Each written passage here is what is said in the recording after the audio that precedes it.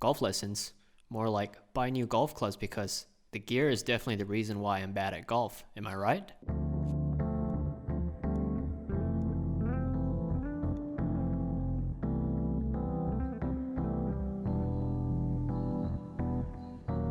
So my body clock has been doing something really weird where I wake up at about 3 a.m. in the morning, and just like everyone else to go back to sleep, I randomly just browse eBay and buy a whole bunch of gear that I definitely don't need.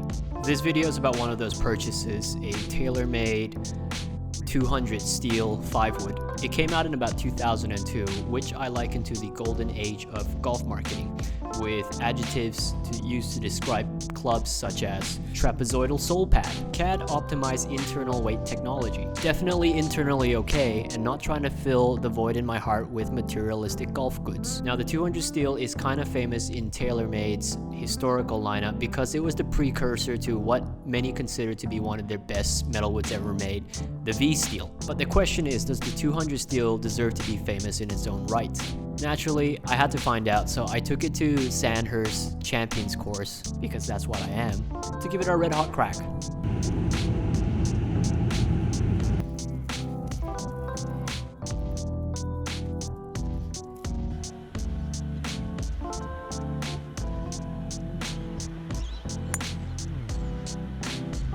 So a little bit about me, I generally struggle with driver off the tee, so I've been gravitating towards using either 3 woods or 5 woods off the tee, just to control my mishits a little bit better.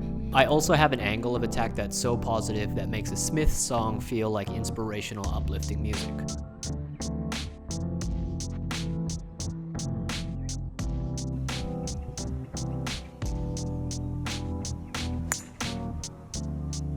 Initial thoughts? It's very easy to hit. Without actually having numbers or data to back this up, the analogy of exploding off the club face feels quite relevant with this club. That being said though, I find the 200 steel to be a little bit higher launching than my current gaming club, the Callaway Big Bertha Warbird in the 5-wood. Of course, comparing the two, advancements in technology has probably meant that the Taylormade was designed to be easier to hit and higher launching than the Callaway Warbird.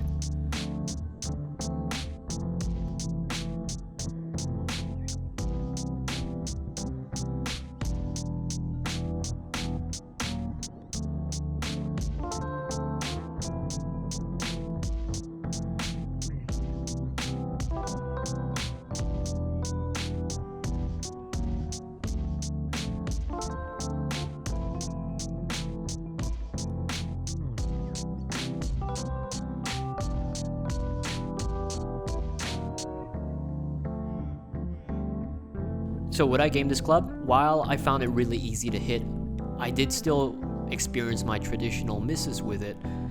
On the 5th, I nearly blasted it into the back of someone's house, and on the 9th, I did have my traditional power fade with this club. Also, as a result of the club's higher launch ability, as well as my positive angle of attack, I'm not seeing as much distance gained as I would if I replace my Warbird with this club. And there's also quite a bit of overlap with my 21-degree hybrid. Now, this judgment may have been impacted by what I felt was a little bit of a headwind into some of the holes that I was teeing off on. But yeah, from an eye test, again, without any data to actually back this up, it's a bit behind my Warbird. Coming back to the question, does this club deserve its own cult following or deserves to be famous in its own right? Probably. It's undoubtedly easy to launch and is also a very good looking club. My take on it is that in an alternate universe where the V steel never came out after this club, we may be talking about the 200 steel in a different manner.